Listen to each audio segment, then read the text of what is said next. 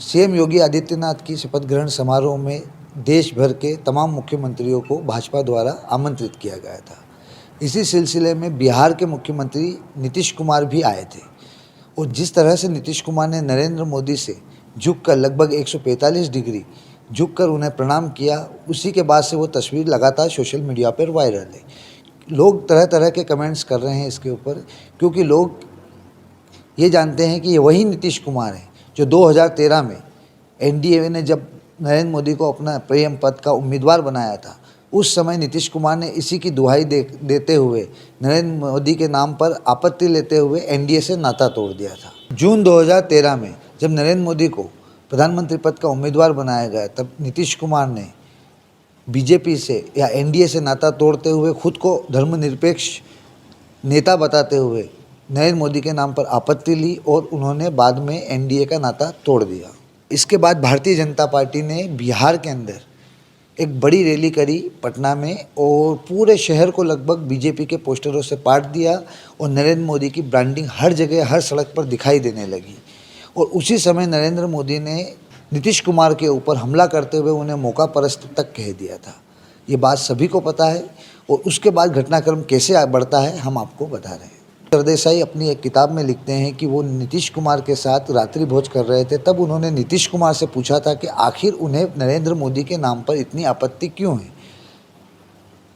तो नीतीश कुमार ने बताया था कि ये देश धर्मनिरपेक्ष है, सेक्युलर है और ये सेक्युलर ही रहेगा। ये लड़ाई जो है विचारधारा की है और विचारधारा के लिए वो हमेशा अपने स्टैंड पर कायम रहेंगे। नीतीश कुमार ने कहा कि ये देश सेक्युलर है और ये उन लोगों को पता होना चाहिए जिन लोगों ने नरेंद्र मोदी को पीएम पद का उम्मीदवार बनाया है। नरेंद्र मोदी को भी पता होना चाहिए, इसलिए वो ऐसे लोगों के साथ गठबंधन नहीं रखना चाहते हैं जिनकी लोगों के सामने आ चुकी है। दरअसल वो गुजरात दंगे की कहीं न कहीं जिक्र अप्रत्यक्ष रूप से कर रहे थे। हालांकि नीतीश कुमार अपने सेक्युलर छवि का सिर्फ इस्तेमाल करके मुस्लिमों के साथ छली किया है।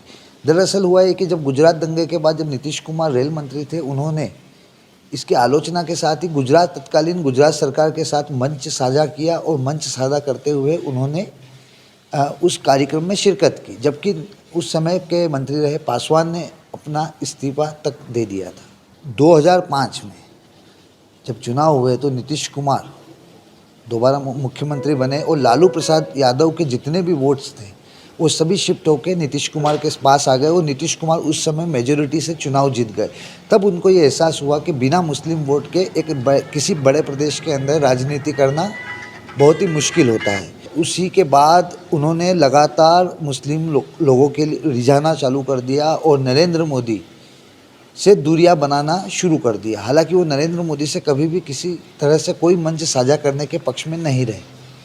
कुमार बीजेपी में अपना काम अरुण जेटली और सुशील मोदी के से चला रहे थे। तब उस समय 2009 में प्रधानमंत्री पद के उम्मीदवार के रूप में लालकृष्ण आडवाणी का नाम चल रहा था। भाजपा ने उस समय शक्ति प्रदर्शन के लिए लुधियाना में एक महारैली का आयोजन किया गया था और एनडीए के सदस्य होने के नाते उन्होंने नीतीश कुमार को भी वहां आमंत्रित किया था।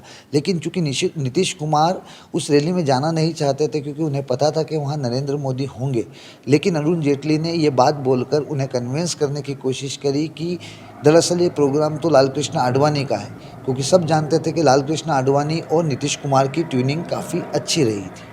नरेंद्र मोदी भी जादूगर कहे जाते हैं। उन्होंने भी उसी रैली में नीतीश कुमार और राजनाथ सिंह से जाकर मुलाकात कर ली और जिस गर्मजोशी से उन्होंने नीतीश कुमार का हाथ अपने हाथ में लेके पकड़ा, उसके बाद कई जगह पे हमें पता चला कई सोर्स के अनुसार कि उसके बाद नीतीश कुमार काफ़ी नाराज़ हुए थे और उन्होंने अरुण जेटली पर धोखा देने का आरोप लगा दिया था, क्योंकि उन्होंने कहा था कि अगर नरेंद्र मोदी से वो डायरेक्ट बातचीत ना करेंगे और ना उनसे मिलने की वो इच्छा रखते हो, लगातार वो देखा गया है कि वो नरेंद्र मोदी से लगातार दूरियां कायम किए हुए थे। ऐसी स्थिति में नरेंद्र मोदी का खुद आकर राजनाथ सिंह और नीतीश कुमार से मिलना उनको बिल्कुल भी पसंद नहीं आया। लाल पीला होना इसलिए भी वाजिब है क्योंकि उस समय की टीवी, न्यूज़, अखबारों ने सभी ने इस मुद्दे को लपक लिया और इस फोटो को फ्रंट पेज पे जगह देकर इसको छापा। इसके बाद नीतीश कुमार को काफ़ी गुस्सा आया और उन्होंने अरुण जेटली से अपनी नाराज़गी जाहिर भी की थी। 2010 की है जब भाजपा की राष्ट्रीय कार्यकारिणी की बैठक चल रही थी और उसमें कोसी बाढ़ पीड़ित जो बिहार के अंदर बाढ़ आई थी, उन बाढ़ पीड़ितों के लिए गुजरात सरकार ने जो 5 करोड़ की राशि दी थी, उसमें नरेंद्र मोदी और भाजपा सरकार का आभार माना जाना था। और उस समय जब नीतीश कुमार को ये पता चला कि गुजरात सरकार के द्वारा 5 करोड़ रुपए दिए गए हैं बाढ़ पीड़ितों के लिए, तो उन्होंने उस राशि को वापस लौटाने के लिए कह दिया और उसे स्वीकारने से स्पष्ट मना कर दिया।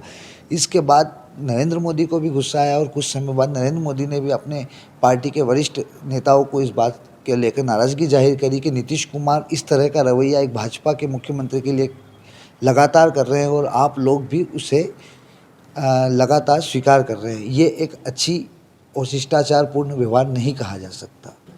राजदीप सरदेसाई ने अपनी किताब में लिखा है कि 2010 के आसपास नीतीश कुमार ने अपने सहयोगियों से कहा था कि वे भाजपा और नरेंद्र मोदी के बगैर भी चल सकते हैं, लेकिन जिस तरह से लगातार बीजेपी के अंदर या कहा जाए कि भारत के अंदर नरेंद्र मोदी की लोकप्रियता इतनी बढ़ गई कि 2013 में उन्हें शीर्ष नेतृत्व ने अपना पीएम पद का उम्मीदवार घोषित कर दिया। इसके बाद नीतीश कुमार ने भाजपा से और एनडीए से रिश्ता तोड़ लिया, लेकिन नरेंद्र मोदी लगातार लोकप्रिय होते गए और कई राज्यों में बीजेपी ने अपनी सरकार बना ली और नीतीश कुमार को लगने लगा कि अब बीजेपी के बगैर हमारी गाड़ी नहीं चल सकती। उसके बाद धीरे धीरे वो मोदी की ओर झुकना शुरू हुए, क्योंकि मोदी की लोकप्रियता इतनी ज़्यादा हो चुकी थी कि उस समय उन्होंने लालू के साथ गठबंधन करके देख चुके थे, वहाँ से भी वो ठगे जा चुके थे। ऐसी स्थिति में उनको भाजपा के अलावा और कोई ऐसा पार्टी दिख नहीं रही थी जिसके साथ वो लगातार सत्ता में बने रह सकते थे। चूँकि केंद्र में नरेंद्र मोदी का एक चमत्कारिक नेतृत्व था और लगातार सरकार बन रही थी और लगातार लोकप्रियता बढ़ रही थी, ऐसी स्थिति में नीतीश कुमार ने भी उनके साथ चलना सहज स्वीकार कर लिया। इसलिए राजनीति में कहा जाता है कि कोई भी चीज़ को बोलने से पहले 10 बार सोचे, क्योंकि यहाँ पर कोई स्थायी दोस्त नहीं होता और स्थायी दुश्मन नहीं होता। ऐसे ही नीतीश कुमार के बारे में हमने जो छोटे छोटे वाक्यांश आपको बताए हैं, इनके माध्यम से आप समझ सकते हैं कि राजनीति के अंदर कोई भी चीज़ स्थायी नहीं होती, हमेशा परिवर्तनशील रहती है। यहाँ पर लोगों के व्यवहार बनते हैं, बिगड़ते हैं। जिस तरह से नीतीश कुमार एक समय नरेंद्र मोदी के घोर विरोधी माने जाते थे और आज वो नरेंद्र मोदी के सबसे करीबी लोगों में माने जाते हैं।